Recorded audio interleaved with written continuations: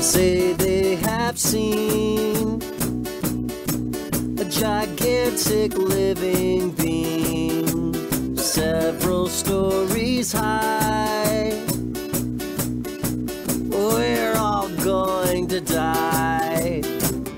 Oh no, run if you can, 'cause Tokyo, Japan is in for big trouble. Looks like Godzilla is real, and once he gets here, he'll reduce things to rubble. There's no time to pack. Run and don't look back. Careful where you hide. Many won't survive. By now he's well on his way, and you're gonna pay if you don't get to racing. But look up in the skies, we're facing demise from an alien invasion. Yes, he is destructive, and we hope he won't advance. But as it turns out, he might just be our only chance. Save the lizard, he will make a stand.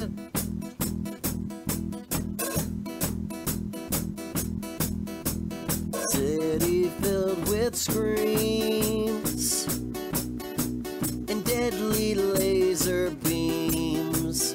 A full-scale attack. Can he hold them back? This is a dangerous place. The city's a waste. Battlegrounds epic. Both sides are pummeled and fried with nuclear eyes and death rays electric. Yes, he is destructive. We have seen this in the past. But as it turns out, it's an advantage that he has. Save the lizard, he will kick their ass.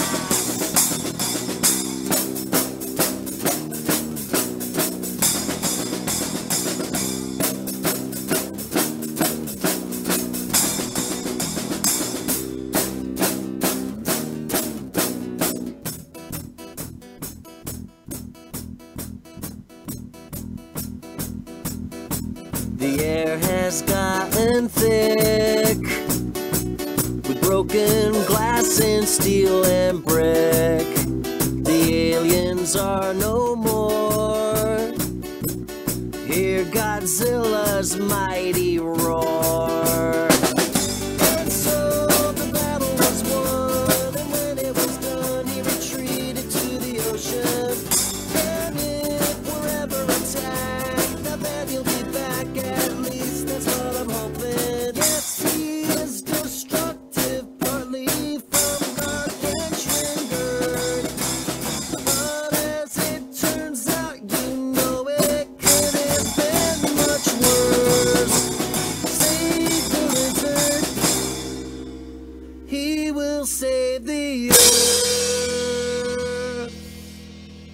Hey guys, welcome to the live stream here on Sunday.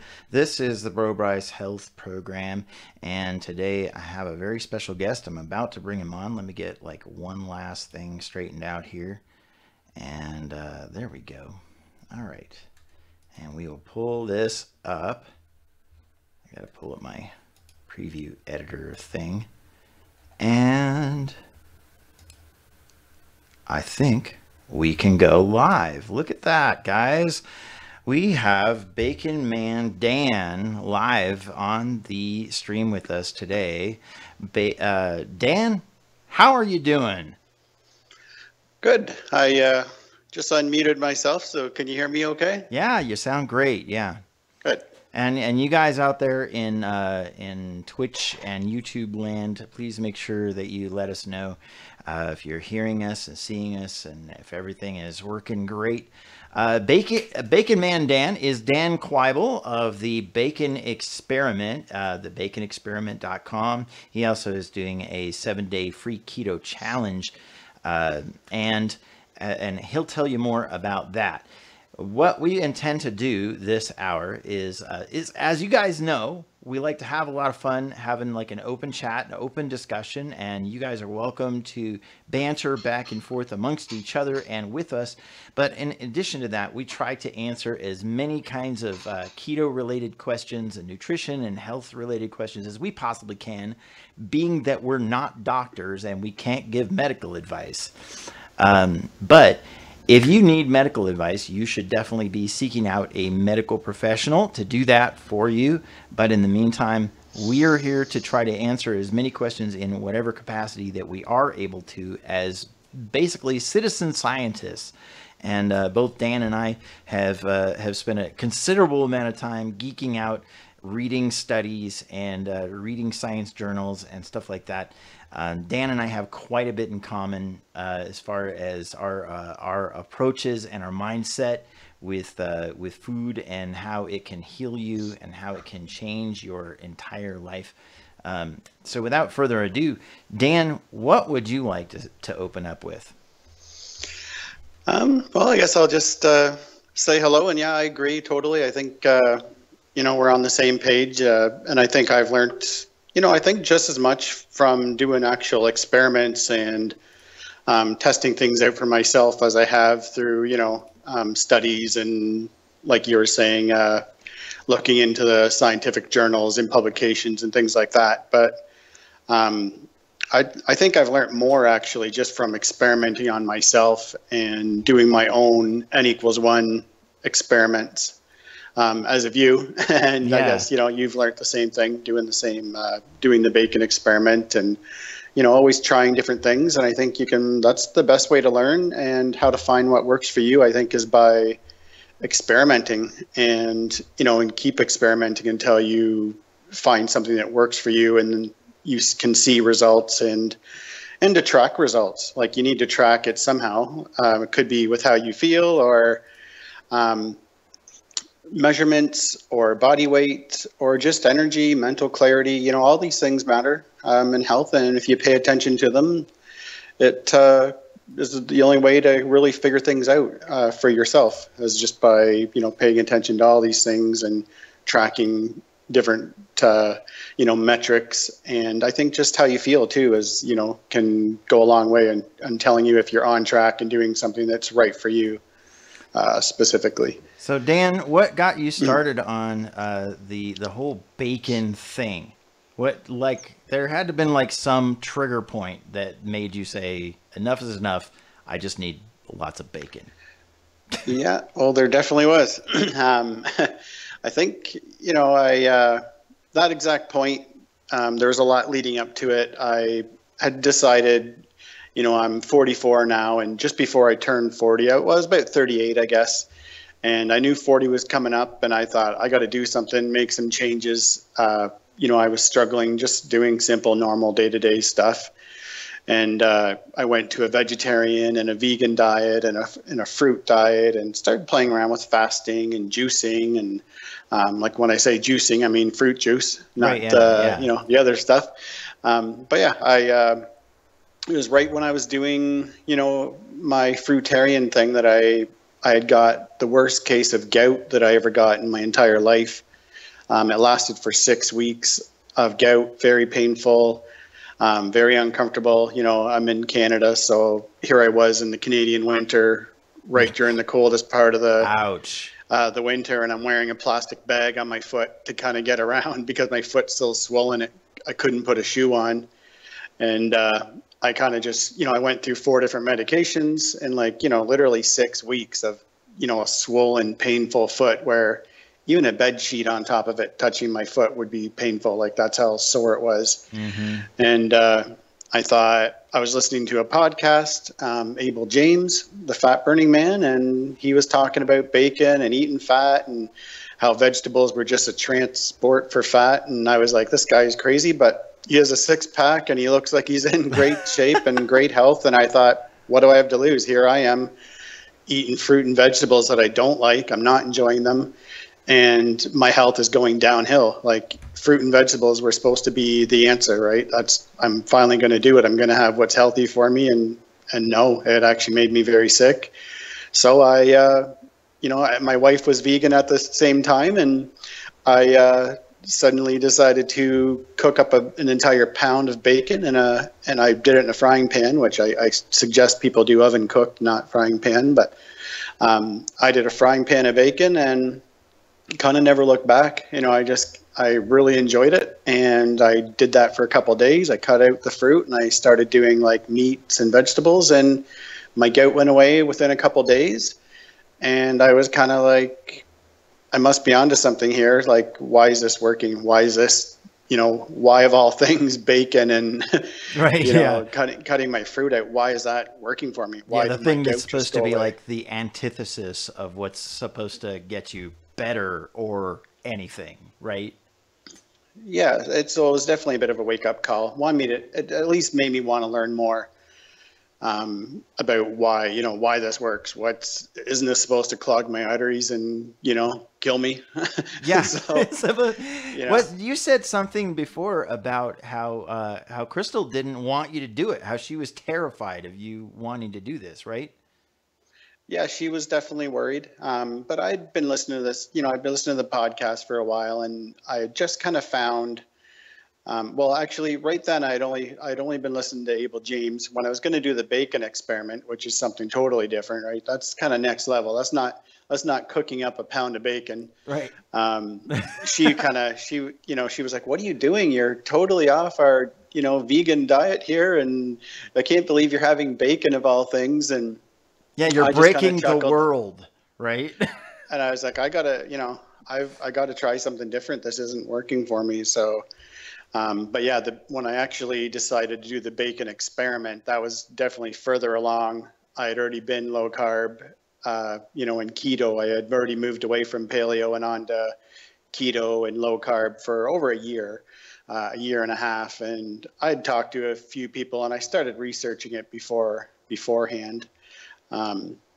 For those that don't know yet, which I'm sure they probably do if, your listeners, but the bacon experiment was where I did an experiment eating nothing but bacon for 30 days and 2 pounds of bacon. And, Bryce has done the same experiment. Mm-hmm.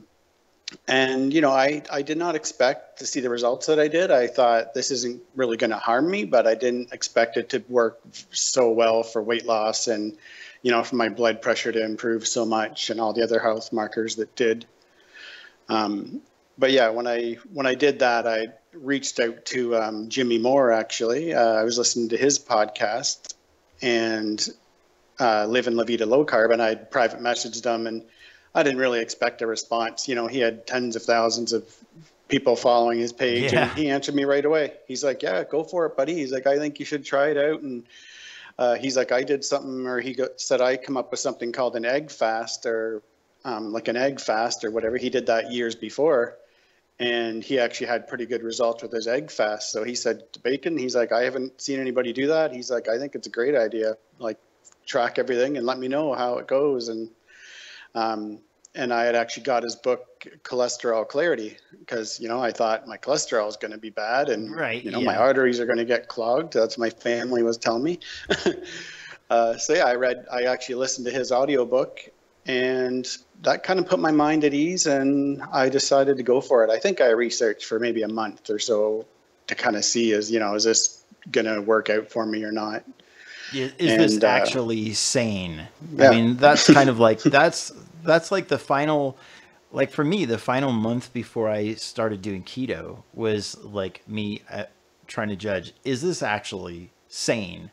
Right? Am I going to pull the trigger? Is this actually a sane thing to do? Because I've done a lot of nuts things in my life, but here I was, pretty close to 300 pounds. Like, what do I have to lose? Right?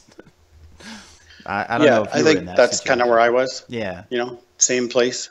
So I have a question from Vengeance over on the YouTube side. He's asking, how do you eat so much bacon and not get sick of it? I love bacon to begin with, was one thing. And, I did 2 pounds of bacon every single day. And I actually went to a farm where they had grass-fed beef. I had bought grass-fed beef there. So it was really good. It was like farm bacon. And once you cook it down, it's not so much either. It's not 2 pounds, but I don't know. I just didn't really get too sick of it. I did crave other things after a few weeks. I found about the third week I started wanting beef for some reason. I started craving beef, but I started to enjoy it. I felt great. My energy was good. My mental clarity was good. I think that was a lot of it, and just started seeing results on the scale, like dropped 7 pounds or 8 pounds, whatever it was on my first week. And I thought, okay, everybody said this is water weight, but I was like, well, I'm going to keep going and see. I feel good. By the end of the week, I felt great and was starting to already notice my energy coming up. And, at the time I was going to the gym, and, I was struggling to get a 60-minute workout in. I had a personal trainer actually at the time, and I had already had the trainer for, 8 or 10 months before that. And I think I had lost 10 pounds total. So, to lose 20 pounds in 30 days Yeah. after already being keto and after already training for that long was just, mind blowing to me. Okay. So, I wanted to break this up just a little tiny bit. I do want everybody to know that we're going to do a book giveaway this hour, and as well, we're going to do an additional giveaway that I'm going to talk about in just a second. But if you want to know the list of the books that I'm giving away this hour, it's in the description for this video on YouTube, and it's also on Facebook Live right now. In the description, you can read the list of all the books, so you can take a look and see if there's a book in there that you like. And anybody who shares this video, if you haven't won a book from me in the last 4 weeks, you are eligible to win a book. And in addition to that, another random person, and these are all going to be randomly selected from people who share this video.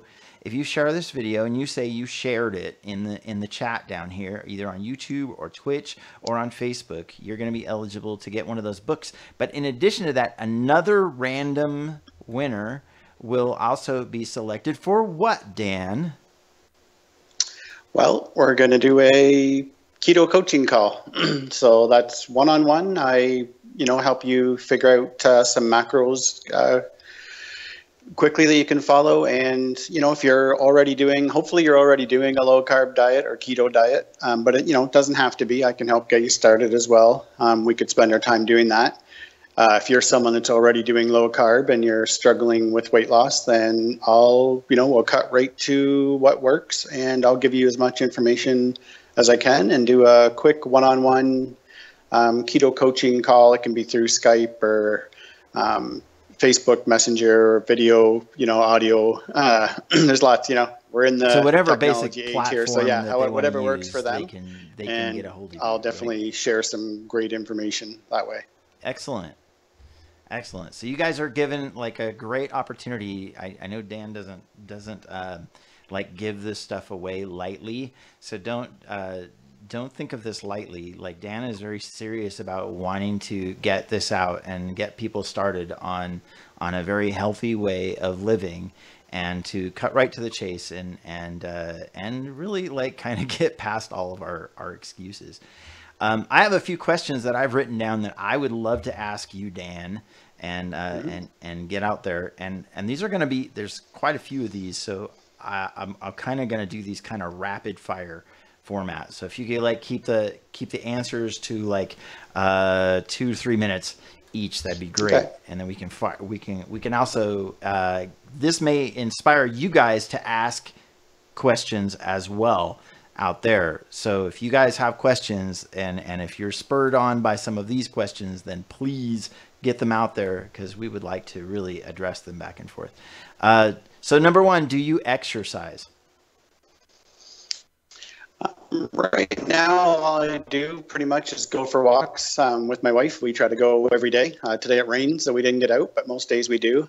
I keep some dumbbells here beside my desk, just light ones, and I sometimes pick them up, in between working on stuff on the computer. If I'm down here and I'm spending a lot of time, on the computer doing stuff, then I'll at least try to get up once in a while and, walk around and do some curling and stuff like that. But I think just walking for the most part is the main thing that I do. I'm trying to get, building up where that seems like it's very, very easy. Like right now, walking up hills is still a little bit of a challenge for me, just since I haven't done too much over the winter. So just getting back into it now. But yeah, I don't really do a ton of resistance training or anything. I found that diet has been much more effective than when I was killing myself at the gym for hours at a time. So do you think that exercise is required for weight loss? No, I think, it's good for body composition. It's good for, building muscle. You need to do resistance training. You need to lift heavier things to tear down your muscle, to rebuild it. But for weight loss, I don't really think it's all that beneficial. I do think, a good starting place and something that people could do consistently, which is the same thing I talk about in my paid program, is just going for a walk after a meal. That helps get your blood sugar back under control, back down, get your insulin back under control a little bit quicker when you go for a walk right after, because you're starting to use some of that energy up instead of having to get it cleared from your system just by insulin and get it stored. You're actually using some of it and using some of the glycogen stores. So that's one thing I'd recommend for other people and myself. I've been trying to do the same thing, just like getting out and walk. Same thing I tell other people. I think that's beneficial. I don't think that marathon training and things like that are, I don't think cardio is overly beneficial, because a lot of people, you end up getting really hungry depending on intensity and what you're doing. And, you tend to eat when you're hungry and overcompensate a lot of times. If you don't eat slowly, then you can really overshoot. You've burnt 200 or 300 calories in that hour, maybe a little bit more, sure. But it's pretty easy to eat 600, 800, 1,000 calories, right, in a meal that you might not have had if you hadn't have done a lot of, intensive exercise or a lot of exercise. So, so you mentioned calories. Directly benefits. So you mentioned calories. Do calories matter? This is a hot topic. We're just going to light it up here. You guys, I know that some of you guys get like in a big, like you pull out the flamethrowers and the bazookas and the big Sherman tanks and you guys go to war over this. Do calories matter, Dan? Yeah, I've been in quite a few debates myself. Dan from 3 years ago even would have said, no, calories don't matter.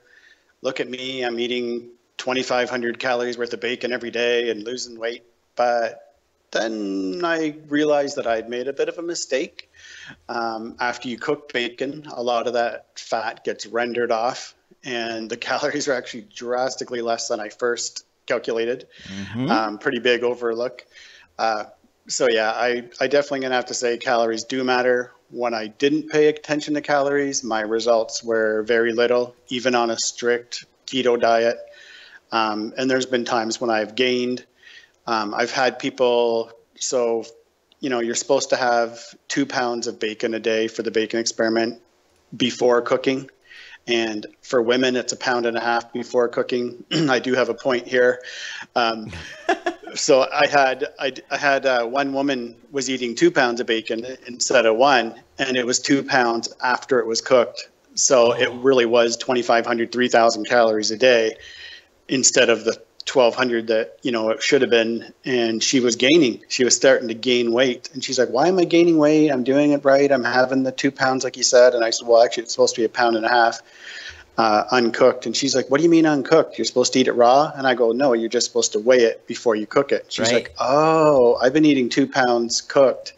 She's like, it seemed like a lot of food. I had to do it in 4 meals. And so there was there was an example, that, yeah, even on bacon, which works really good for weight loss, which I found out, and, hundreds of people have done it successfully and lost weight.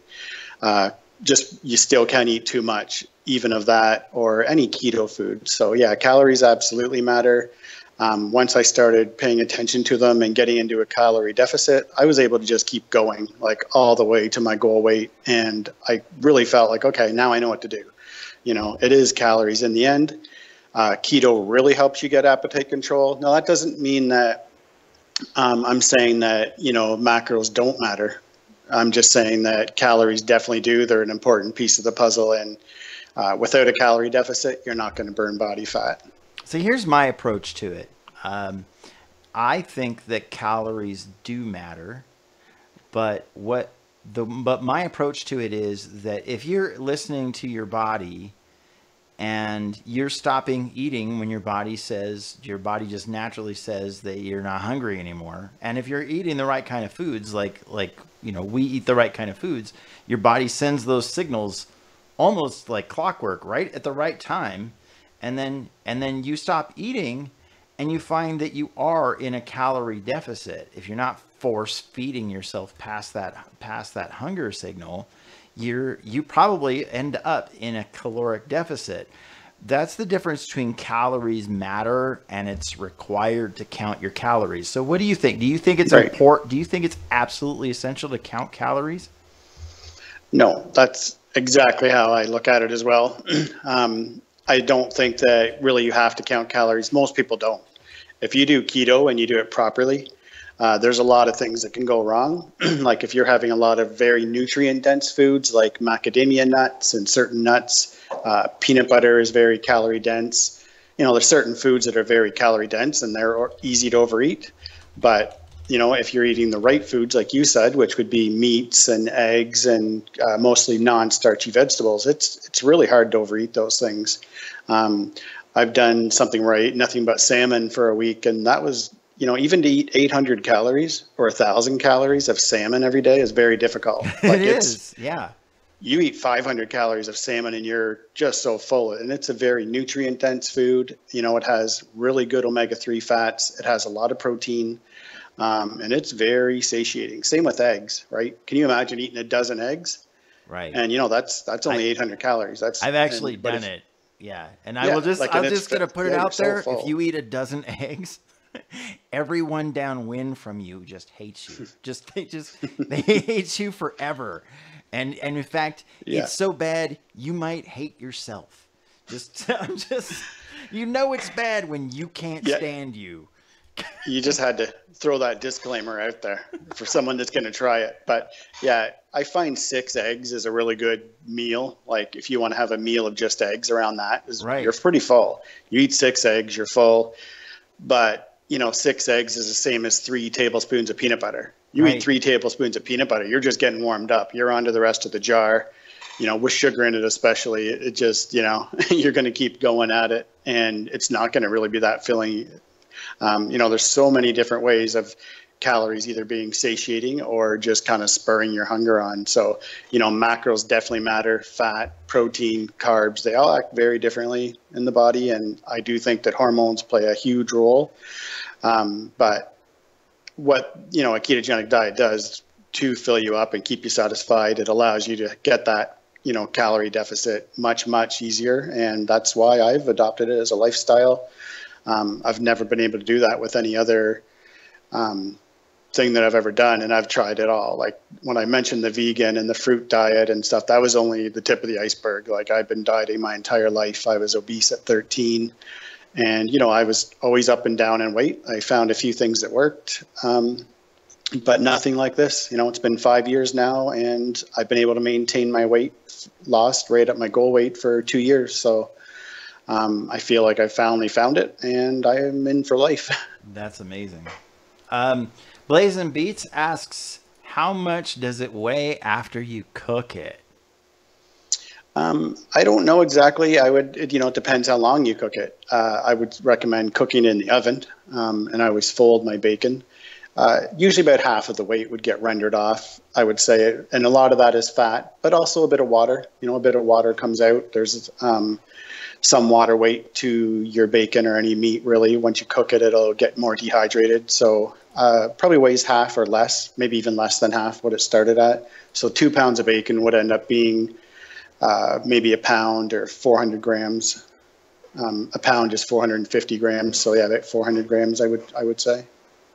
Now, again, you guys, if you want this information to get out, please make sure that you're sharing this video. Please make sure that you say that you're sharing this video in the comments, either on Twitch or YouTube or Facebook, and I will select a random person who shared this video to send them a free book, and also another random person will get a free, you said 20 minutes, was it? 20-minute?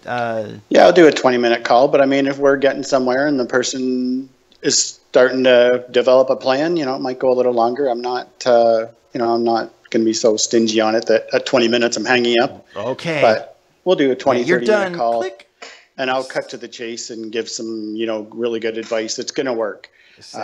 And just, after doing this for 2 years, helping other people, I know what works and I know what doesn't. So I'm going to give you what works right off the bat and really good information. If you do it, you're going to see some really good weight loss results quickly. So let's see. We covered calories. We covered exercise. This is another hot topic. This is another one that's like people pull out the flamethrowers on this. Does excess protein really turn into glucose? It can turn into glucose, but so can fat. So can glycerol, and lactate can also turn into glucose. So what are you going to eat? What's left? So, most things can turn into glucose. Obviously, carbohydrates can turn right into glucose. And the glycerol from fat is one of the substrates for gluconeogenesis, and protein is as well. But it's an on-demand process. So it only happens when your body does need some glucose to fuel your brain. So let's clarify that. Does, let's rewind back to that, you guys. I want you guys to really get this in your head, okay? In every single study, and I've read a lot of them, in every single study performed to determine whether excess protein turns into glucose just because it's there, it did not happen just because it's there. It happens because the body needs it. Now, if your body is functioning normally, like a normal human being, then gluconeogenesis happens every day, throughout the day, on several occasions, whenever your brain or whenever your liver or whenever any cell in your body needs glucose and the body doesn't have enough glycogen stored up, then the body goes into gluconeogenesis as needed, just when it's needed. And it should be needed throughout the day at various times. And if you didn't have gluconeogenesis on your side, I'm just going to put this out there. If gluconeogenesis didn't happen on demand whenever it was needed, then you would die instantly as soon as you ran out of glycogen stores. You would just fall on the ground dead right there instantly. But you don't. You don't. Yeah. Nobody does, just because of that, because gluconeogenesis happens whenever it's needed. It's not because you ate too much protein. Now, eating too much protein may have its own side effects and all of that stuff, but gluconeogenesis is not a side effect of too much protein. It's a side effect of your body needs some glucose, so it's doing it. Right. Very well said. That's, but better than I could explain it right now, and that's exactly how it works. There are other side effects, and yes, it does raise insulin, but it also raises glucagon, and there's lots of stuff we can talk about with what protein does. But as far as gluconeogenesis and it turning to sugar, no, it doesn't happen, and it's not like it scales way up and gives us way too much glucose. It's giving us what we need.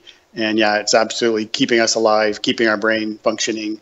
And right. There's a few other cells, like our red blood cells, that also need that glucose. Even when we're in ketosis, we're on a ketogenic diet, we're not getting glucose from carbs because we're restricting our carbohydrates. So we're really depending on gluconeogenesis to keep us being able to talk and function and live and and just our bodies to keep going. Without it, we would be dead. That's for sure. Okay, so are vegetables essential? In my opinion, no. I know that there's a lot of some civilizations like the Inuit, that can't grow vegetables. They live in the Arctic and nothing grows. So they hunt, they eat whale blubber, and they eat seal and animals and elk and deer. That's, kind of how they've lived for, centuries, thousands of years, millions of years, possibly. And no, I just don't think that it's really required. I do think there are some benefits. There's a lot of minerals and vitamins. And I do think that the fiber can help create short chain fatty acids in our gut and feed our gut lining. But our body is very adaptive and does very well without any. I've done periods of time myself with zero carb, and some of the common concerns people have about vitamin C and that kind of thing, it ends up only being the case when you're eating a bunch of carbohydrates where you really need all that vitamin C. When you're actually doing zero carb or a carnivore diet, they actually seem to do quite well, and for months and years. And I know people that have been just eating meat and drinking water, and they've been doing that for 10, 15, 20 years, and they're fine. So when I met that community, that was actually, in my mind, why I went ahead with the bacon experiment, eating nothing but bacon for 30 days, because that's nothing to the people that, have been eating meat only and drinking water for, like I said, 10, 15, 20 years. And I met lots of them, and I asked them a lot of questions, and they were very helpful. So I thought 30 days is nothing. Like, they laughed at me for thinking that was a big thing, or, right. But so, yeah. I want to give a big shout out to Sherry over there on the Facebook side. She's adminning our chat on the Facebook side. Vengeance is patrolling the YouTube side, maybe the Twitch side as well. Appreciate you guys doing that. JB Allen asks, will you get fat if you eat only bacon? Well, I lost 20 pounds in 30 days. I also did it again a year later, and I did nothing but bacon for 7 days, and I lost another 8 pounds in 7 days, and I actually hit my goal weight of 180 pounds. So, and that's coming from over 260. Been at my goal weight now for almost 2 years. So yeah, bacon actually works really, really good for weight loss. I even have a free PDF. It's www.bacon4free.com, and you can check it out there. It tells you how much to eat and how to do it, and prove it to yourself. You don't have to listen to me or take my word for it. Very easy to try this for, even 3 days, 5 days, 7 days, something like that. I did it for 30 days the first time. But even doing it for a short time, people see considerable results. I've seen people lose as much as 20, 25 pounds in a week. So the first 7 days. Now that's someone that did that and sees 20-pound loss in a week. That's somebody that's eating a lot of carbs already, and they're probably 300-400 pounds, right? Though if somebody's that big and that, morbidly obese almost, they're going to see huge results fast, and it's going to start, really making them lose weight quickly. Yeah, and I will say, I'll add to that with my own N=1. I lost 22 pounds. I was plateaued at 190 pounds for almost a year after years of doing keto, and then did the bacon experiment 2 times. And the first time I lost 18 pounds, and the second time I lost another 4 pounds. So I got down to 168 pounds doing, from 190 pounds to 168 pounds doing the bacon experiment. So no, bacon does not make you fat.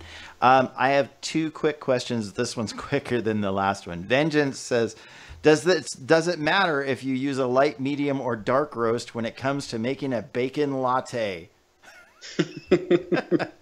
I'm just going to put that out there because the bacon latte is my thing. I know it's not Dan's thing, but the bacon, I've done bacon shots. Yeah, the bacon latte is kind of my jam, and I don't do it all the time anymore, but I don't think it matters which one. I think that a dark roast might taste best with the bacon latte though. So Rick asks, are multivitamins unnecessary when doing the keto diet?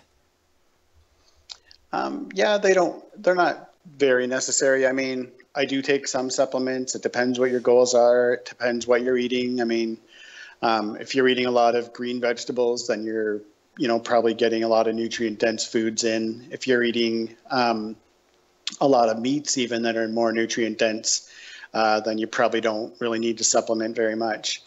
Are you eating grass-fed meats? Are you eating wild-caught salmon? Or are you, if you're living on hot dogs and bacon, then you might be missing a few things. You might want to get some magnesium in from supplements. But yeah, it does cover, pretty much all your vitamins. I do think that electrolytes, that's another topic. I don't know if you'd consider that a vitamin or mineral, but you definitely want to get your magnesium and your potassium in.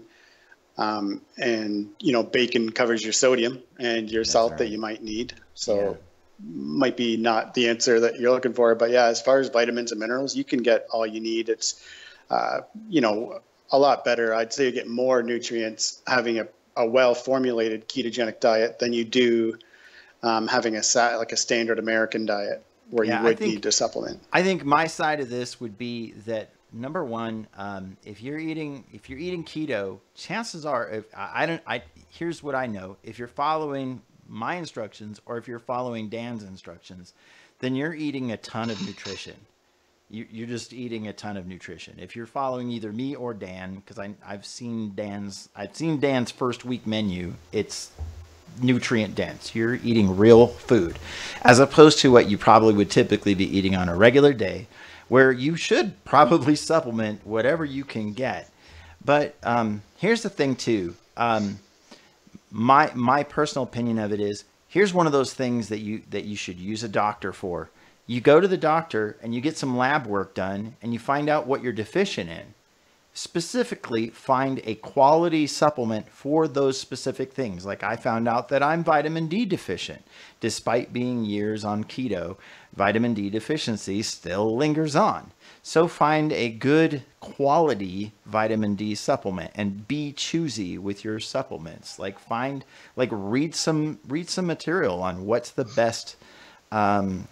best formulation for a good vitamin D supplement or a vitamin B12. Like, one lady found out, Carrie Brown found out that she couldn't methylate, her body would not methylate vitamin B. So her lifelong struggle with depression was caused from a genetic defect that caused her to not be able to methylate vitamin B. So she was able to find a specific kind of vitamin B that was actually affordable, completely changed her entire life, and overnight destroyed her lifelong battle with depression. So there's very specific things that the doctors can be really extremely good at.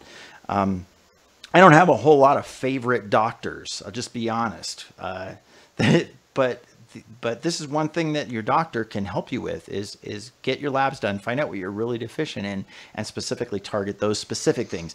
Multivitamins, a lot of mass marketed multivitamins have a lot of fake vitamins in them, stuff that just like doesn't work. It's not a very good delivery system. The colloidal rock that the vitamin is encapsulated in, a lot of people can't digest it. So that'd be my side of that answer. Then we have Leonie was asking about the electrolytes, and I think that would be important to touch on. I think that was one of the big things, like a big wake up call for me when I did the bacon experiment. Like, you think, you're going to be constipated if you don't have all this fiber, right? Am I right? That's what most people think. Yeah, that's not what happens, but. So what actually is the thing that you need instead of fiber? There's a few things. If somebody does have constipation, usually I would recommend water, more salt, and magnesium citrate can actually, help that way. And really, yeah, between the fat, the salt, and the water, you're not really going to have any problems. That way, you're not going to get constipated. But for the electrolytes, when you're doing bacon, you're getting the sodium. But for anybody that's doing keto, if you're doing a well-formulated ketogenic diet, even unless you're getting in 5 to 7 cups of greens or green vegetables, I would say you almost need that much with each meal. So if you're having 2 or 3 meals, you'd want that much with each meal. That would cover most of your electrolytes. And if not, then you're going to want to supplement. That's my opinion anyways. I do think that people should get potassium in. So that could be potassium citrate or potassium chloride. I'm in Canada, so it's actually easy for me to go into any pharmacy and I can get potassium tablets. They're slow release potassium chloride tablets. They're 600 milligram. I usually take about 4 of those a day. So I'm taking 2,400 milligrams. That's about half of what we need in a day, and the rest I get from food. The other thing is magnesium, and I think magnesium glycinate is a really good form. It's very absorbable, and it does not cause any digestive issues, so I would take 200 to 400 milligrams of magnesium glycinate. Another magnesium that you could take instead of that would be magnesium malate. And yeah, I think it's very important to keep your electrolytes up. You know, I think there's 300 functions in your body that magnesium actually helps with. So that's, you know, it's doing a lot of stuff. It's doing a lot of work. So it's very important. You could get headaches, you know, leg cramps. It helps with your muscle function. There's just so many side effects of low electrolytes and dehydration. I think everybody understands that dehydration is very serious. You know, if somebody's cast away on an island or on a boat, that's dehydration is what kills you, right? Right. But, you know, even if it doesn't kill you, if you're slightly dehydrated, we're talking fatigue, you know, always being tired, having headaches, having leg cramps, and those things happen because a ketogenic diet is a diuretic in itself and will actually deplete your electrolytes. You'll find you're going pee a lot more. Your insulin comes down, your body starts kind of letting go of more fluids, and with those fluids goes your sodium, your potassium, your magnesium. So if you're replacing them, you know, the net effect is zero. Your electrolytes are still in balance. Your body's taking what it needs, and our bodies are very good. Our kidneys are very good at regulating these things. So if you're taking even a little bit over what you need, it just goes out, you know, through urine, and you end up just getting rid of it anyways. And you're, you know, holding on to the electrolytes that you need. So yeah, I think that's the biggest thing with people on a ketogenic diet and why they fail. They talk about feeling awful and getting the keto flu, and and I still watch it happen. And I talk about electrolytes a lot. I watch people drop off because they say it didn't work for me. I had a headache and I got tired. And did you watch the electrolyte video that I made? I'll ask them, and they're like, well, no. Like, you know, it's so important. I can't talk about them enough. That's why I've kind of went on about them a little bit. Like, electrolytes are number one, like super important to get right off the bat. As soon as you decide to go low carb or keto, do it. And if you've been doing it for a little while and you're struggling with energy or headaches or leg cramps, you know, electrolytes, look into it, start figuring out what you need to do, and start taking them. And you can get, you know, even the potassium, even if you can't get the tablets, you can get no salt and salt-free anywhere in the U.S. Any grocery store sells them as a salt replacement. So it's easy to find. Do you take supplements yourself, Bryce? That's one of the things that I really hammered on in my my 30-day video when I finished up the bacon experiment was if you're not like really taking the electrolytes very seriously, because my take on it has been that if you think that you're suffering from a fiber deficiency because you started doing keto, I said the truth is that you probably just uncovered a massive electrolyte imbalance that you already had some of, and that you exacerbated it by the fact that you're peeing all the time now. But I think that's really my take on it is that I think most people already have an electrolyte imbalance. They already start out with one because they're eating the standard American diet, which is just junk. And then when they don't have the fiber covering it up, suddenly they find that there's all these other symptoms too that come up, and keto flu is a real thing. It's a real deal. You need to like take it very seriously, and the supplements, you know, we found a way to make the electrolyte supplements like super affordable. It's so cheap. I mean, like I can go down to Safeway down here and pick up the potassium chloride, just the no salt. It's so cheap. You would go broke trying to supplement that much out of pills that they have available here in the US, because the maximum dose you can get for potassium pills is 99 milligrams, and you just need a ton more than that to be able to do anything.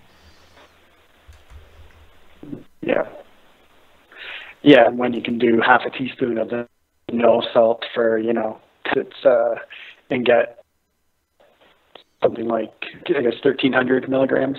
So it'd be like 13 of the little tablets and just half a teaspoon of no salt. Right, yeah. So, yeah, it's definitely the way to go. It doesn't taste great, but if you're only using a little bit, like if you put a quarter of a teaspoon into a keto lemonade, use a little bit of real lemon juice, sweeten it with something like liquid CBD, I recommend.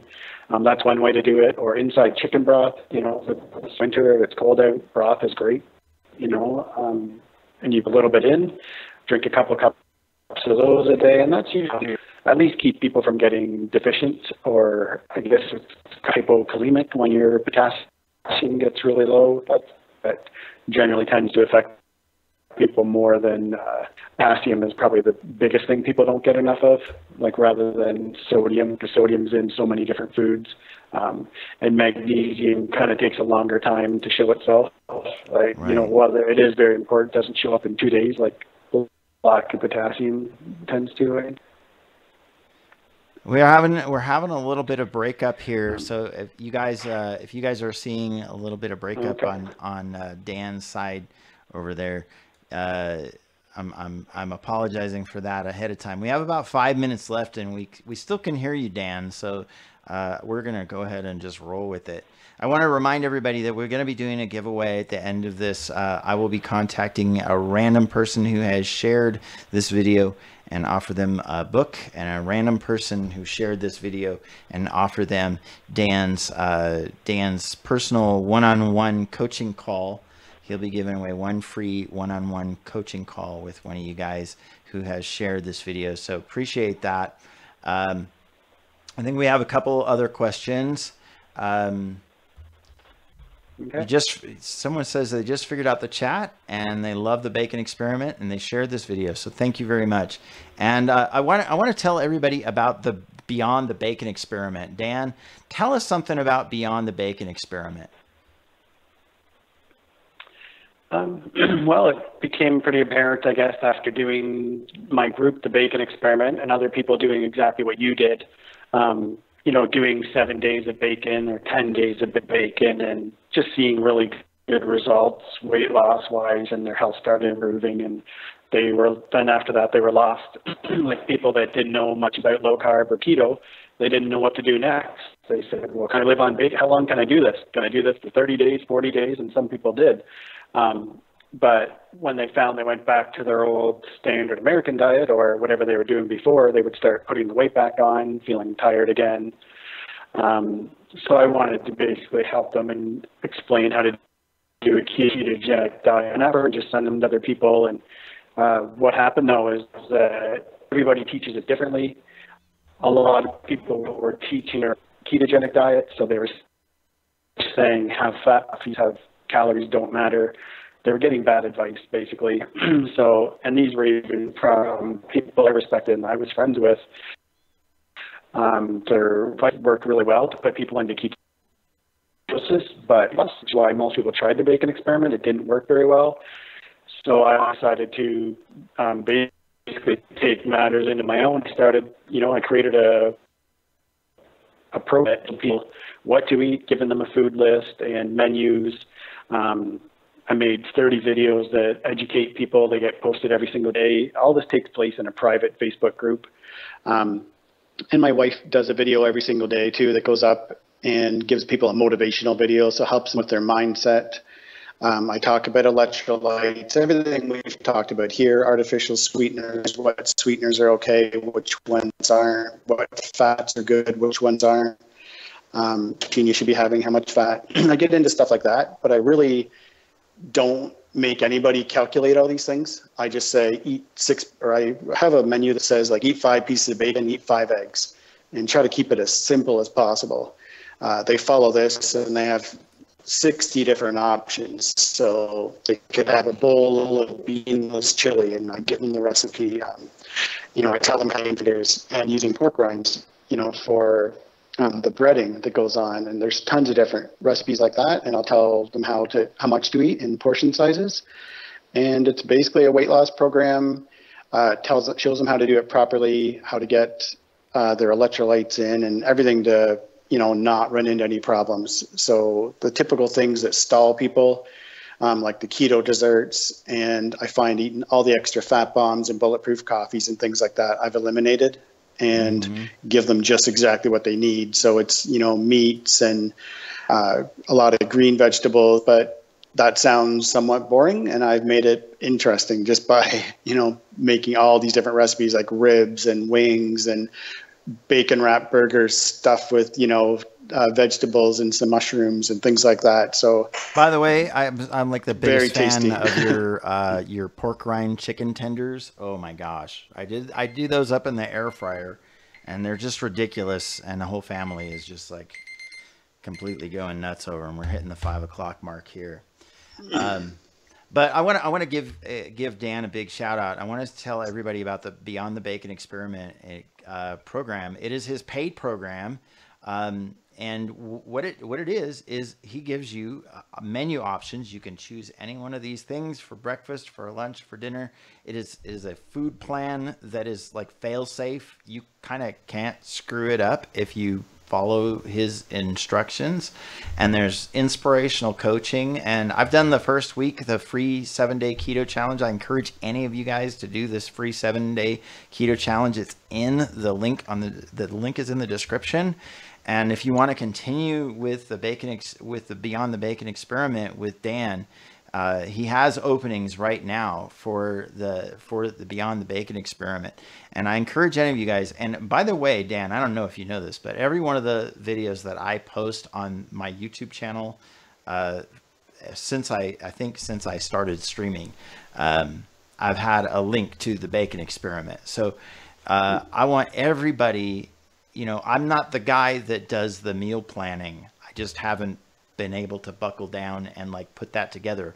But I know a guy who really like knocks it out of the park, and he's got the assistance of his wonderful wife, who is just killing it over there, helping him with the social media stuff, helping him with the YouTube stuff, helping him with the recipe stuff.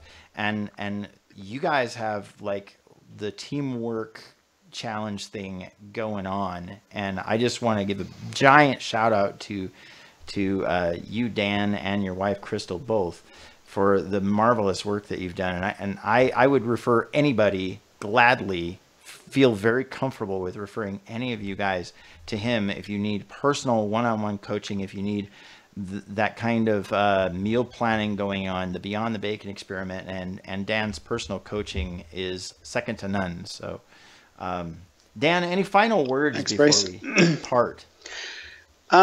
Final words. Thanks very much. I want to say thanks for letting me come on and talk on your platform here, and share a little bit of information about what I do. And my wife has definitely been a big part of that. We take our favorites, like our favorite recipes, and then ketofy them is basically what we do.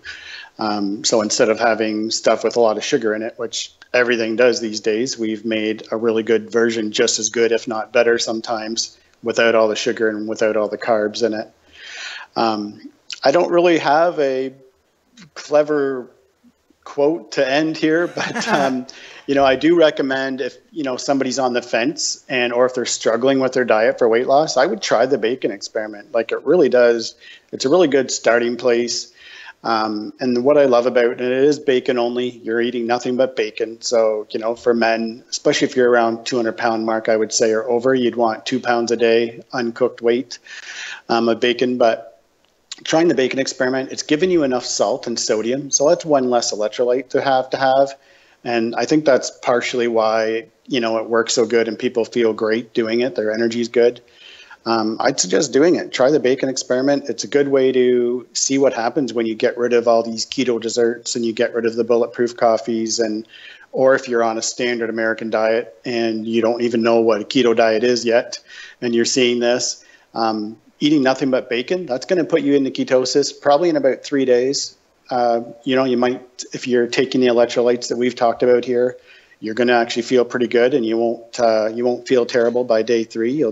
Your energy will start coming up. Day 4, day 5, you're going to start seeing the scale go down and start thinking it's a fluke. But by day 6, 7, 8, as you keep going, the scale is going to keep moving down. You're burning body fat for fuel. I think it's, the Bacon Experiment itself is a good way to get started and a good way to break a stall, and which you found out. And I do have 2 more questions. Found that. I have 2 more questions before we part ways. Vengeance is asking, if your metabolism goes down, will that make a person fatter? Because I saw people who have a fast metabolism and they're skinny as a twig.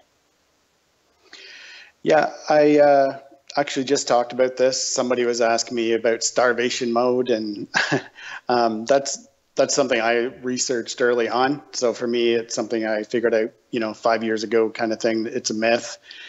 Starvation mode is totally a myth. you know, they did experiments, like lab controlled experiments, the starvation studies. I think it was in the 1970s. You probably know what I'm talking about, Bryce. And they had a whole bunch of men. They put them down to 1,200 calories, Yep. and they just kept losing weight. Like they all kept losing weight right up until they got down to 5%, 7% body fat, and they lost a lot of muscle mass too. They weren't really doing a keto diet. And yeah, none of them started gaining. Like none of them had their metabolism slow down so much that they started gaining weight doing 1,200 calories. That didn't happen to a single person. Every single person, you know, kept losing weight. A lot of people don't track properly. And yeah, your metabolism does slow down. When you're under eating and you're in a calorie deficit, your metabolism usually slows down 10 to 15%. But if you're in a calorie deficit of 50% or 30%, 40%, you're still burning body fat. You're burning fuel from yourself. So, and the same thing happens to when you're overeating. Metabolism does pick up a bit, and you know your thyroid does affect that somewhat. So I know what he's talked about. You know, people that can seem to eat everything and anything, and they never gain weight. Those people tend to be very insulin sensitive, and they do tend to have genetically a faster metabolism. And I always like to cut in right there, right at the end of that sentence, and say, for now, and because I'm one of those people that thinks that, you know, given enough time and enough carbohydrate, basically, I think everybody becomes insulin resistant given enough carbohydrate and enough time. I've seen it happen. Even my nephew that, you know, always had a 6-pack and he could eat anything, pizza all the time. He was starting to get a little belly and went keto just recently. He's in his 20s. I've seen it. I had a guy that went to the church camp out. He said, well, he's like, you know, holding on to his 6-pack, and he's like, well, I'm glad I don't have to do that, you know. And then I said to him, for now, 2 years later, almost like to the day, the dude's calling me up and asking me, what do I do? Because he's been diagnosed type 2 diabetic all of a sudden. Leonie is asking, when we talk about bacon, are we just talking about bacon, or are we talking about pork ribs and other kinds of pork as well? What are we talking about? Well, for the bacon experiment itself, it's a very specific plan of just bacon only. I have modified that over the last couple of years, and I've said, you know, if some people are sensitive to sodium, so I've said, okay, eat a pound of bacon, or 3/4 of a pound for women of bacon, and then have 6 or 8 eggs to make up the rest of your fat and protein. So that's the only modification I've had, but it'll all work. If you want ribs or anything else, that would be more called a keto diet or a low carb diet. Adding in all the extra stuff. But yeah, for the bacon experiment, we really are just talking bacon only.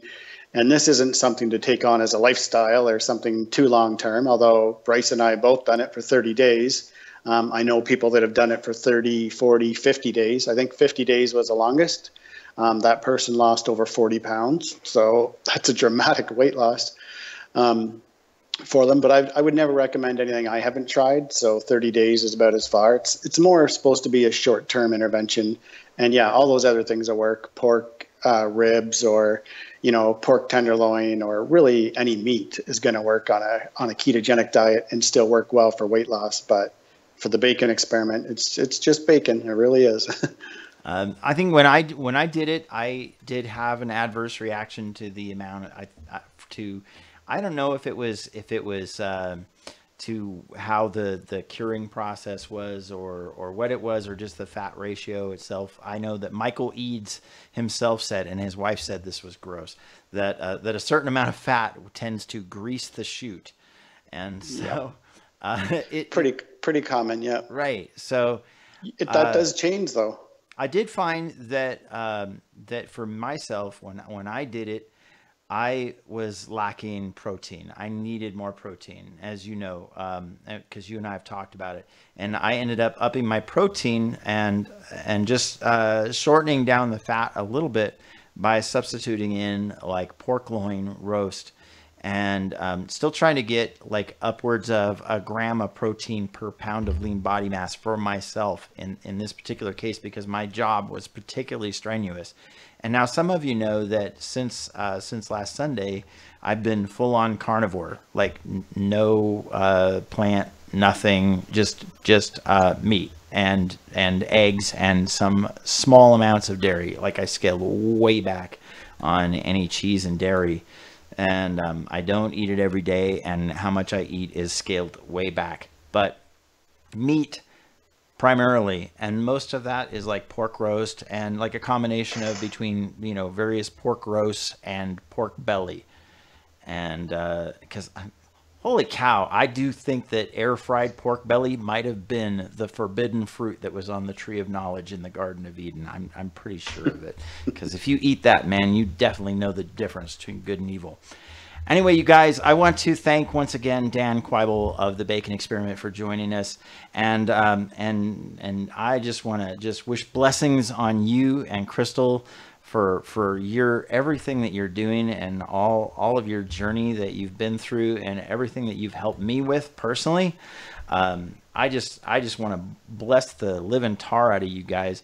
And I want to urge everybody to go over and check out the group. The links are in the description here. And if you're going to be watching the replay on Twitch, I'm going to also be putting they don't let me put the whole description in there on the live, but on the replay, I can put the full description in there. I'll put the links in there so you guys can click on it and go right over and see Dan on his Facebook, on his group. You can go to the, it's Bacon for Free.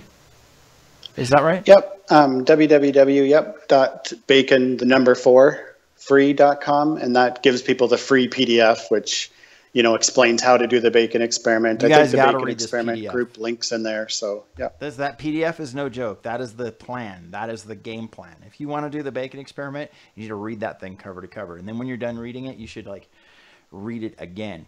Anyway, guys, I want to thank you for joining us, and thank Dan once again, and thank Sherry over on the Facebook side for the moderation and the attempting to answer and intervene, and to Vengeance for modding over on the YouTube side. Thank you guys, and we will see you again next week at 4 p.m. Pacific time. I think we're keeping Dan up past his bedtime. Maybe it's 8 o'clock there now. Right? Yeah, it's 8 o'clock.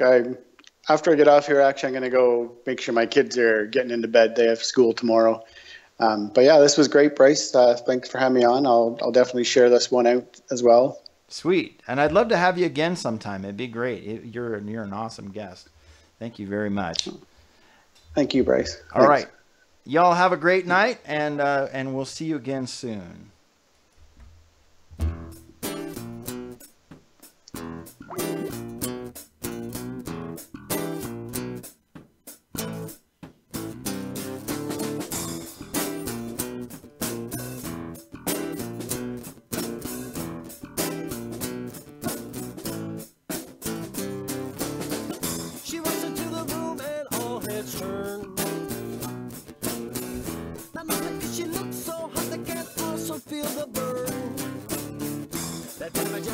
And the sprinklers turn on. The time I saw what happened in my mind, it would come true, though, before long. I'm not blind, girl, I must confess.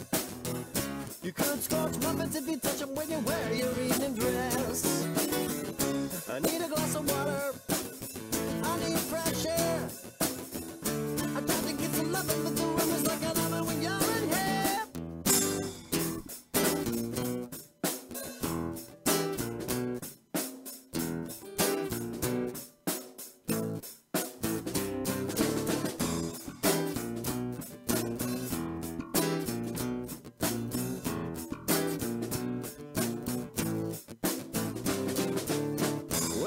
That's what I was taught. And you prove the theory very clearly when you look so smoking hot. With the fireproof gloves on, maybe we could touch. But I've learned that I don't want to be burning you up way too dangerous. I'm not blind, but I must confess. You could scorch muffins if you touch them when you wear your evening dress. I need a glass of water, I need fresh air. I try to get some love, but the room is like an oven when you're in here. Yeah.